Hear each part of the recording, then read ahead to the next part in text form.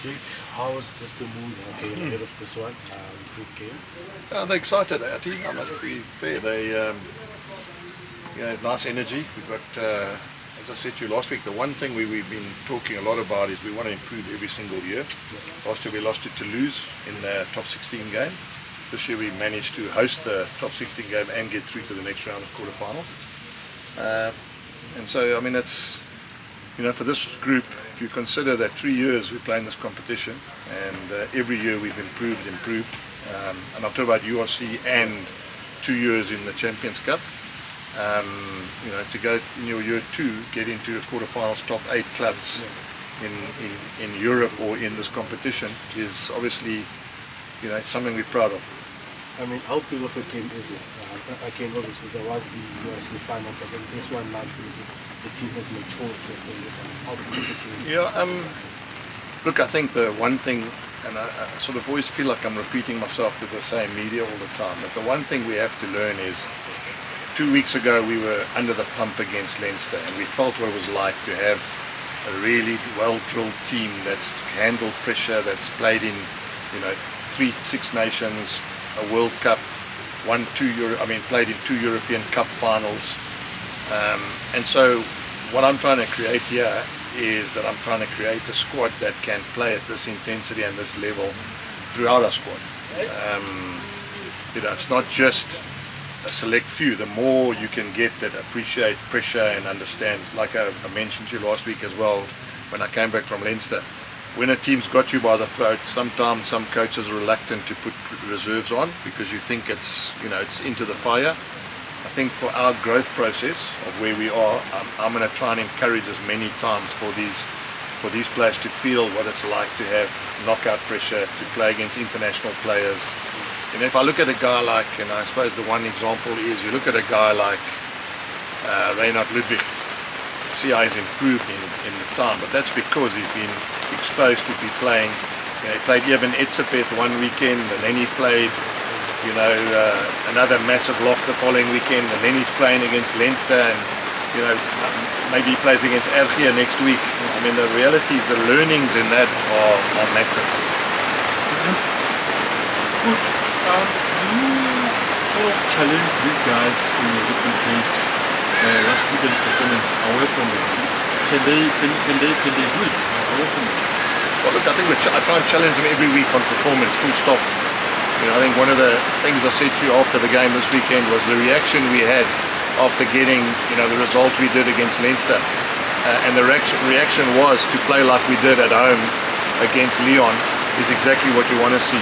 You don't want to see a team that if they have a bit of a bad outing, that rubs off on the next fixture. So it's not just about playing away, it's about these pressure games anywhere being good enough to have a performance that gives you a chance to win the game. The last weekend, was it as close as perfect performance? Not really. I mean, to be fair, there were things we did really well. I think I like the way we interchanged forwards and backs. I like the way we varied the way we played. And I like the fact that we almost felt what it was like when Leinster had us in the same situation, and we could replicate that. So from a performance point of view, and as you say, perfect performance, it was perfect in that we could sense that we took a lot of learning out of what happened to us against a Leinster team that can really attack well. Like 2 weeks ago, you said that there's nothing you can do in 2 weeks to beat Leinster. Yes. You against a team or up against a team that's similar, if not better than Leinster. Yeah. How do you motivate yourself and the players taking that into account? Look, Carl, so let me quickly, I don't want to take you on about this. I wouldn't say they're similar or better than Leinster. I think the bottom line is they as it stands, they're number one in the Premiership. Mm-hmm. So, I mean, they are the form team in England. They've won a Heineken Cup. So, I mean, they've had the experience of, as a club, playing in it. I don't think it's necessarily like using Leinster result or whatever now against Northampton. I think the only thing we must take into consideration is it's another opportunity to play in a stadium that's probably going to be sold out. Another opportunity to play. Yeah. Okay. So sold out, play in front of in front of a crowd, play away from home, play against international players, play in a situation where it's all or nothing, and that also is how you grow a squad. I don't want to repeat myself, but we got to grow still. I often speak to a lot of people, and it takes teams years to get to the level that they get to. And if you consider where we are, geez, I'm very excited about the fact that, people are wanting to watch this game. It's fantastic. It's nice for the boys. So I just want to make sure that we get better and better every single time we run out. And travel arrangements, we spoke on Saturday. Yeah. It's not what it's supposed to be. Well, it's not ideal. Let's be fair, boys. The reality is I've said it to you before, and it's not the ideal. If you're talking about a high performance sport, you're talking about being able to be competitive. There are not many sporting teams that would leave on 8 different airlines on a Tuesday evening to play a Saturday night game. So for whatever reason, and I'm sure that the powers that be will sort it out. But it isn't what it was expected. I said this to you before, Cole. We were sold. It's an overnight flight, and and that's why we're playing in Europe. And 2 weeks ago we went to Leinster. It took us 28 hours to get there and 27 hours to get back. Now, whether we like it or not, that comes at a cost. That comes at a cost of whether we fly business class, and I'm very fortunate. Our board paid for business class for our starting team, which is a fantastic gesture on their behalf, and it is a massive bonus. But it isn't. No sporting team flies 28 hours. No sporting team today, as I speak, flies out today with 8 different aeroplanes, some to Birmingham, some to London, some land at 9, some land at 2, some. There's no sporting team when you're talking about a competition that you want to win, and you're talking about a competition where you want to be the best in the world. That the one doesn't add to the other one. That's where we've got to get to. And I'm not. As I said, I'm not going to stop saying that to you guys. If we want to be the best, we've got to get those things right. Jake, with that in mind, how do you manage the players leading up? You don't have much time. Obviously, you complete your preparations here, and you've got some rain to help you. But how do you manage the players given all those different scenarios? Well, Brent, I'm so glad you asked me that question, because we leave today. It's Tuesday. Ideal world, I would love to have left on Wednesday night, landed on Thursday, prepped here Monday, Tuesday, Wednesday. When you leave Tuesday, and guys are sore on Monday after a really tough game against Leon. People assume because it was 59-19, it's not a tough fixture. It's a French team playing, that play a certain style, and they ask different physical attributes of you. 59-19 can sometimes be a tougher fixture for you than winning 15-10. So now we leave on a Tuesday, and that gives you limited time. Monday they're a bit sore. Tuesday you're basically trying to do as much prep as you can. You're going to get there Thursday. You can't have 2 teams training against each other because you don't have enough players to tour. And all those factors are important things. And I just want to remind it. Leinster came here last year and sent a team that we beat by 60 points. Now Leinster, they've got 30-something internationals, had to do that in order to give themselves a chance to win 2 competitions. And we're talking about a club that's invested years and years into academy development, into producing Irish internationals. Even they had to, like you say, juggle and so, I suppose the answer I can give you, we can only manage as best we can, what is given to us. And what is given is, it's a short week, Tuesday fly, Thursday limited training time because of the fact we're limited numbers. Monday a bit sore, lots of guys have got niggles, and it's not on the back only of this. It's Dragons away, Leinster away, 28 hours travel, Leon at home. It's an accumulative effect of where we are as a group. I was going to say, because you've also got a big fixture against Munster. Well, we're playing the champions of URC next week. That's what people forget. And it doesn't matter whether people go, but it's at Loftus and all that. They are the champions of URC. They came away from home and beat Stormers, who were the current holders last year, as we all know. They're out of the European Cup. They got 2 weeks to prepare. They're going to be as prepared as they can for 2 weeks to play the Bulls in a game that we need to win and they need to win if we're going to stay alive in hosting playoff games at Loftus. Just on the squad as such, is guys like a guy like Cameron, is he back or is he travelling? Yeah, Cameron's back. Yeah. Anybody else? Cameron Gumedi's back, so Gumedi's back as well. Mpilo. Who else? No, those two guys are generally the they're the two guys that have come back. But as I said, without giving my squad away, Ben, a lot of guys got bumped and bruised, and a lot of guys are needing to be looked after as well. So it's one of those difficult decisions for me to make. Tuesday limited training, Monday couldn't train, guys sore, flying tonight. So obviously a lot of things I'm going to have to work on in order to make sure we can tick as many boxes as we can. I was going to say, my other was going to ask, is anybody resting or anyone staying? Yeah. No, well, I think that's the secret. I'm going to have to try and find the balance. We got again. So I'm glad you asked me that, because Munster at home is not going away.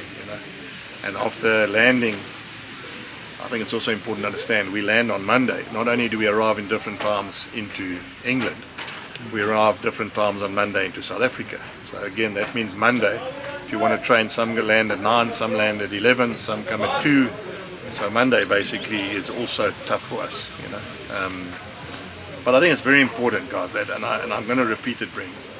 Leinster sent their team here last year in order to, and they got 60 points, probably the biggest hiding Leinster have got in the last 10 years from any club.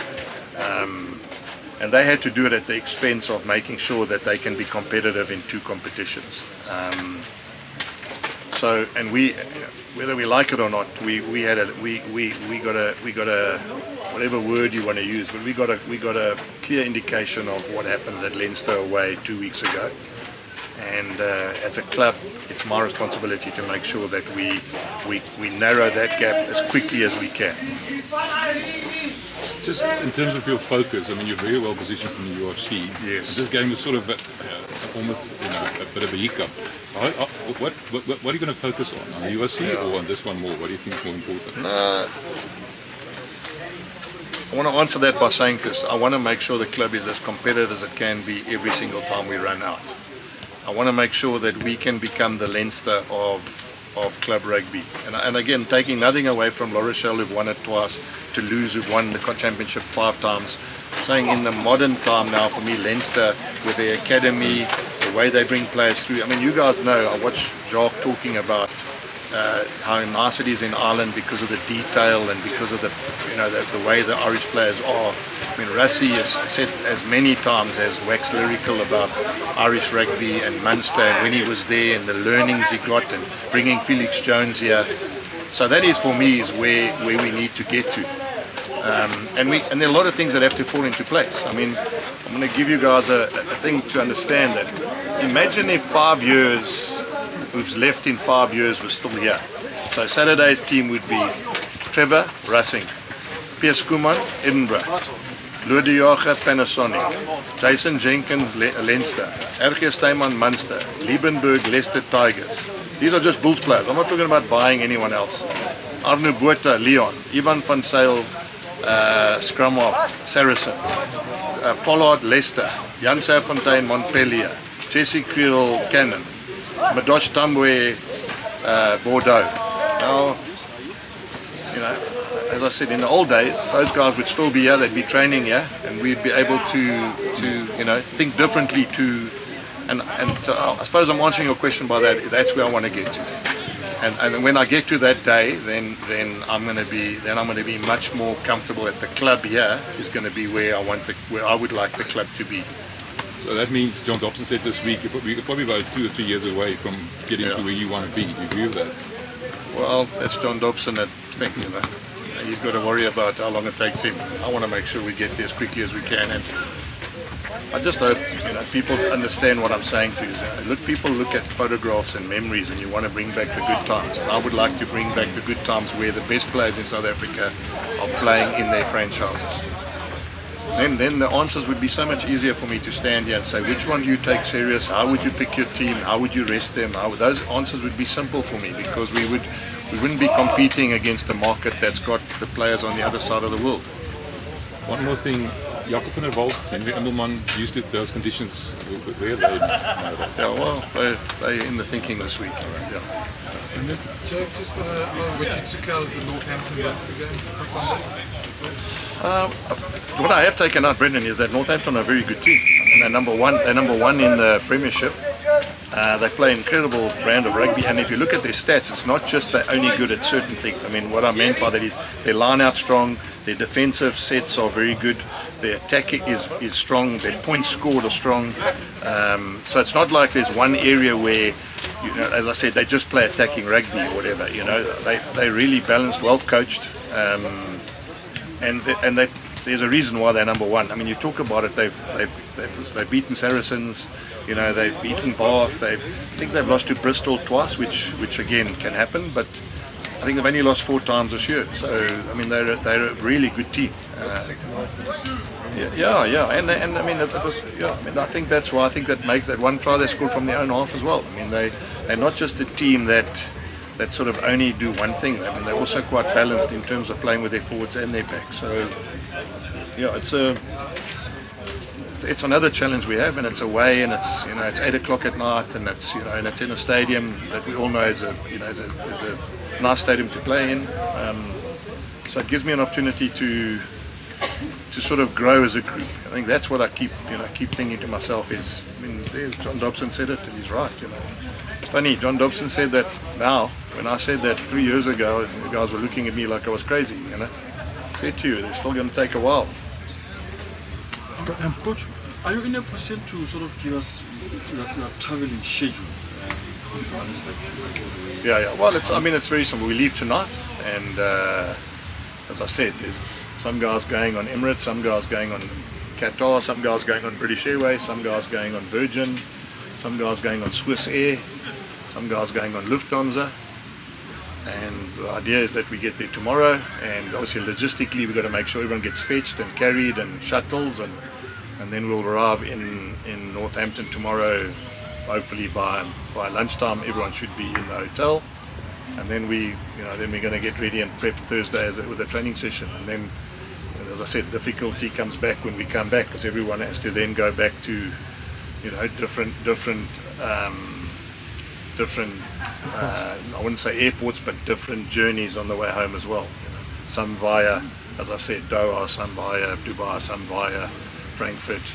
So it's not ideal. I mean, but we'll get there. I mean, I'm saying that I'm totally confident as this competition, you know, grows and as people understand it, we'll get there.